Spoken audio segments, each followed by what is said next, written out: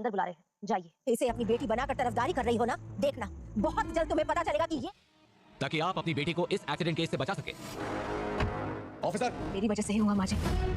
मैं एक बार फिर कनिका से बात करने की कोशिश करूंगी। नहीं दीपा, आप इन पर इस तरह इल्जाम नहीं लगा सकते। बता दीजिए, इस केस की मेन विटनेस दीपा को कहां भेज दिया गया? गांव से साइकिल लेकर आएंगे कि वो यहाँ से जाने वाली है। और सबसे बुरी बात पता क्या है कि आपको कुछ नहीं पता है। एपिसोड की शुरुआत में पुलिस इंस्पेक्टर कोठारी परिवार से दीपा को बुलाने के लिए कहता है और बताता है कि उन्हें भाग्यश्री के मामले में एक संदिग्ध मिली है। कनिका दीपा को बुलाने जाती है।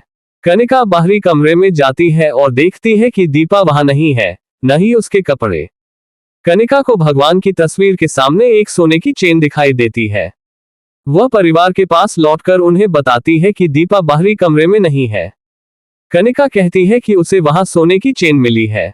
कैलाशनाथ सोने की चेन को देखता है और परिवार को बताता है कि उसने ये ज्योति को उपहार में दी थी। वह आगे कहता है कि अगर दीपा सोने की चेन यहीं छोड़ गई है तो इसका मतलब है कि वह कभी वापस नहीं आएगी। पुलिस इंस्पेक्टर कोठारी परिवार से पूछता है कि दीपा कहाँ है और वे जवाब देते हैं कि उन्हें नहीं पता। पुलिस इंस्पेक्टर कोठारी परिवार पर कनिका के खिलाफ गवाही देने वाली गवाह दीपा को भगा देने का आरोप लगाता है। वह परिवार से सबूत दिखाने को कहता है अगर वह गलत है। इंस्पेक्टर भाग्यश्री पर भी टिप्पणी करता है और कहता है कि उसने दीपा की जिम्मेदारी ली थी, लेकिन अब दीपा का कोई पता नहीं है। कार्तिक आता है और कोठारी परिवार का बचाव करता है। वह इंस्पेक्टर से कहता है कि वह दीपा को वापस ले आएगा और चला जाता है। दीपा और ज्योति ऑटो में बैठने ही वाली थी कि कार्तिक उन्हें रोक लेता है। वह दीपा से कहता है कि उसे तुरंत उसके साथ कोठारी के घर चलना चाहिए, क्योंकि पुलिस आ गई है और परिवार पर शक कर रही है। कार्तिक ऑटो चालक को भेज देता है। दीपा और ज्योति को अपनी कार में बिठाता है और चला जाता है। रास्ते में ज्योति को सड़क पर विजेती दिखती है और वह दीपा को बताती है। कार्तिक कार रोक देता है। दीपा विजेती को आवाज देती है और पूछती है कि वह हैदराबाद क्यों आई है। विजेती पहले पानी मांगती है। कार्तिक कहता है कि कार में पानी है और आगे कहता है कि उन्हें निकलना होगा क्योंकि महिंद्रा उसे बुला रहा है। कार के अंदर विजेती दीपा से पूछती है कि क्या वह भानु से मिली है। दीपा कहती है कि घर पहुंचने के बाद बात करेंगे। ज्योति विजेती से उसकी साइकिल के बारे में पूछती है और विजेती कहती है कि उसने उसे बेच दिया। ये सुनकर ज्योति भावुक हो जाती है और उससे बहस करने लगती है। दीपा ज्योति को रोकती है और उसे भरोसा दिलाती है कि वह उसे दूसरी साइकिल खरीद देगी।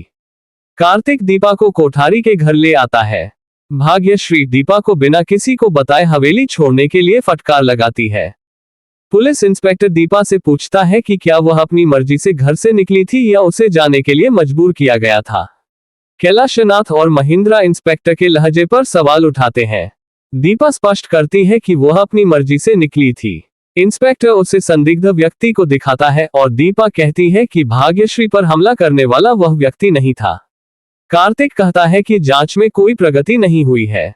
पुलिस इंस्पेक्टर उसे बताता है कि वे अपना काम कर रहे हैं और उससे सवाल न करने को कहता है।